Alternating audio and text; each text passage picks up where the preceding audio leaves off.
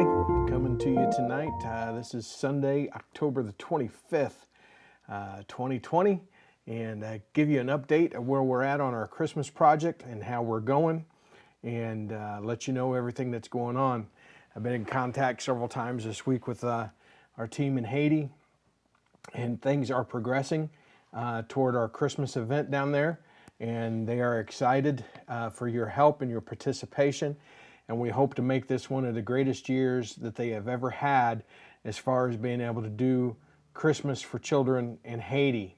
Our team there has several Bible groups that meet multiple times a week, and they're going to try to provide, what they usually do is some kind of meal for the children. They provide them with food, with a drink, and then they have tables laid out of Christmas gifts, and they let the kids pick out their own gifts.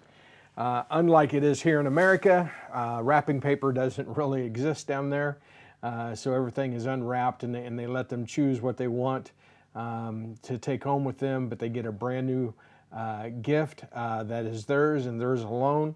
It's not been recycled. It's not been used by somebody else and handed down. It is theirs. So I want to thank you for all the help that we've gotten so far during the month of October, progressing on to this, and we're very excited for what's happening. I'm going to give you numbers in just a moment. I'm going to keep you in suspense for just a little bit longer, give you a little bit of news about what's going on in Haiti. I know that we've had a year where so many people have been affected by the COVID-19 virus, and what has transpired worldwide concerning that. I was doing a little research earlier and to see where Haiti stands at that. You know, one of the problems that they have in Haiti, 59% of Haiti lives in poverty. 59% is below the poverty level. Another 24% is in extreme poverty. Okay, so you're looking over 80% of the country is in that situation, poverty or below. Okay, the majority of Haiti lives on $2 a day, American money, $2.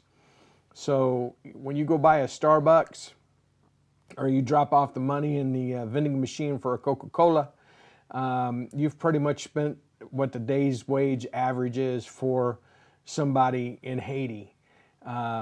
It's just astonishing to me, you know, what it is that they live on and what they do. When we have work done in Haiti, one thing I'm always very mindful of, I don't want to get ripped off, but at the same time want to pay them more than a fair wage. And I feel like that we do that with a regular basis, that we treat our people who work with us fairly. But I'm amazed at sometimes what the estimate is when you ask for concrete work to be done or block work, and everything that's entailed there. We call a concrete truck that comes in and it pours the concrete out. They mix it by hand. There's no concrete truck coming. So they get the materials, they get the sand, they get the gravel, and they get a little bit of cement mix. And one of the guys stands there and does nothing but mixes it all day long on the yard and shovels in the buckets, and somebody carries the buckets down to the workers. It just amazes me what they're looking at for a day's wage, and what they are happy and content to be supplied with. It's just astonishing to me.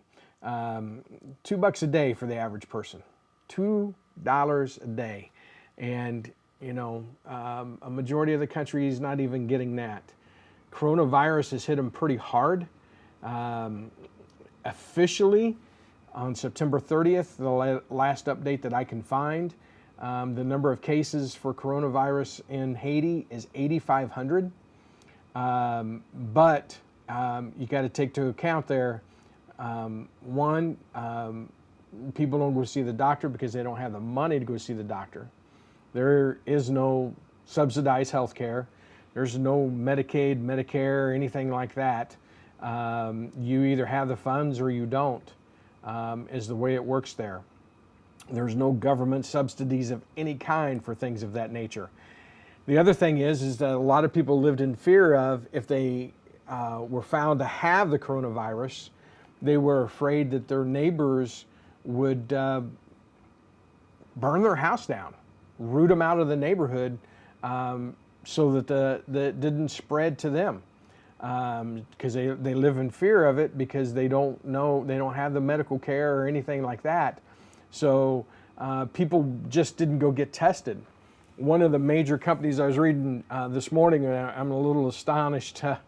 One of the major companies, they were getting 50 coronavirus tests a week into Haiti. 50 for the entire country, population 10.6 million people. So when we say there's a total number of 8,500 cases, I don't put any stock in that. People, the infection rate is undoubtedly much higher. It's just been untreated and undealt with.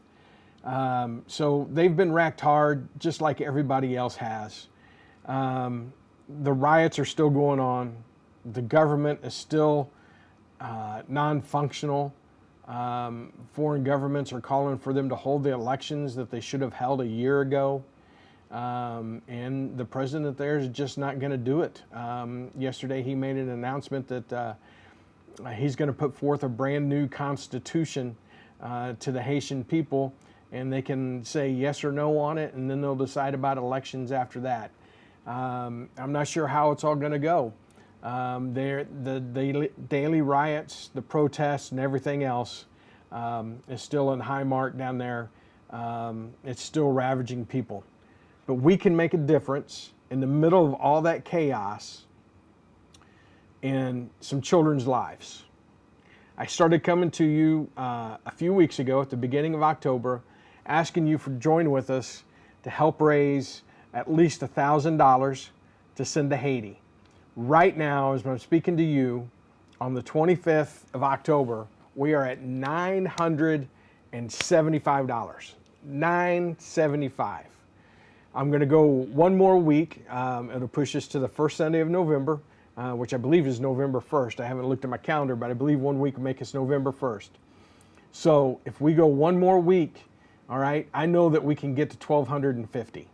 Would you help me do that? Okay, I'm just talking $275 given this week.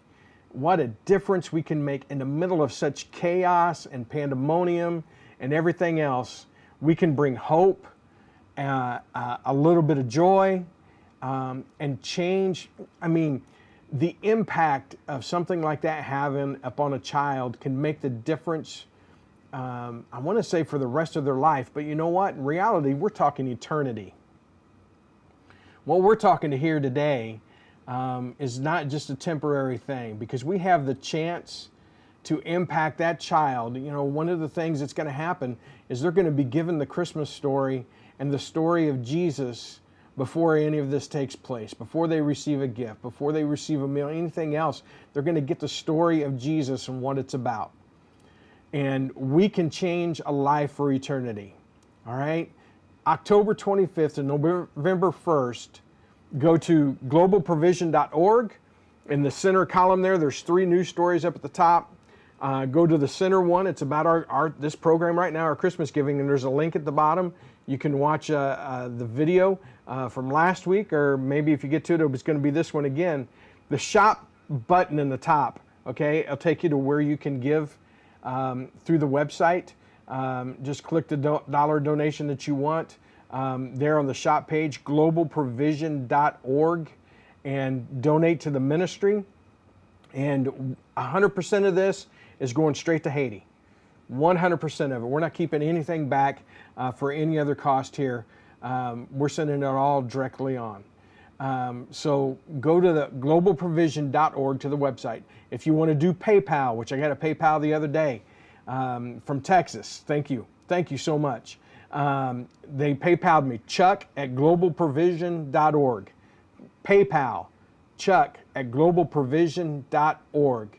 Help us get another $275. That'll bring us to $1,250 for this. And we can put on a Christmas that is going to change some people's lives and make an impact for all of eternity. I want you to be part of it. Join with us.